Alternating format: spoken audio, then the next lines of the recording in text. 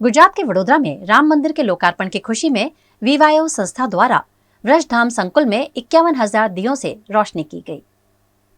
Vallabh youth organisation और व्रजधाम के संयुक्त उपक्रम में अयोध्या में राम मंदिर के लोकार्पण के चलते व्रजधाम संकुल में 51,000 दीप प्रज्वलित कर दीपावली सी रोशनी की गई। इस रोशनी के चलते पूरा प्रांगण जगमगा उठा। इस मौके पर दीपोत्सव के साथ साथ 501 कुंडी विष्णु यज्ञ का आयोजन भी किया गया। इस मौके पर ब्रज कुमार जी महाराज द्वारा राम के जीवन के बारे में जानकारी दी गई और उनके जीवन मूल्यों को अपनाने की बात कही गई। इस मौके पर वडोदरा के हरणी बोट हादसे में जान गंवाने वालों को श्रद्धांजलि भी दी गई।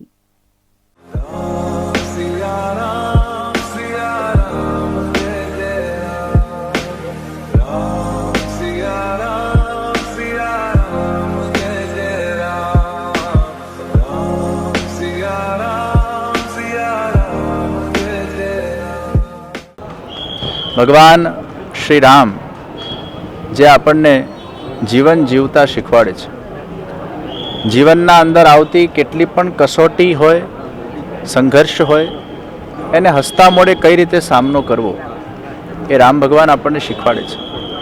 શ્રી રામ ભગવાનનું રાજ્યાભિષેક થવાનું હતું અને એમને ખબર પડી કે મારે હવે વનવાસમાં જવાનું છે। જીવનના અંદર કેવી પણ પરિસ્થિતિ હોય એનો સ્વીકાર કરીને એમાંથી સકારાત્મકતાનું દર્શન કરવું એ રામ ભગવાન આપણને શીખવાડે છે। રામ ભગવાને પોતાના ચરિત્રોમાં પુષ્ટિ લીલા પણ કરી છે। શબરીના હેઠા બોર આપે આરોગ્ય, મર્યાદા પુરુષોત્તમ થઈને પણ એમને શબરી પર કૃપા કરી પોતાની મર્યાદા છોડી અને એના હેઠા બોરને ખાધા। શબરી આપણને શીખવાડે છે કે જીવનના અંદર ધૈર્ય રાખવું જોઈએ, લક્ષ્ય રાખવું જોઈએ, પ્રસન્નતાપૂર્વક પુરુષાર્થ કરવું જોઈએ અને એક ને એક દિવસ નિશ્ચિત તમારો મનોરથ, તમારી ઈચ્છા ભગવાન પૂરી કરશે।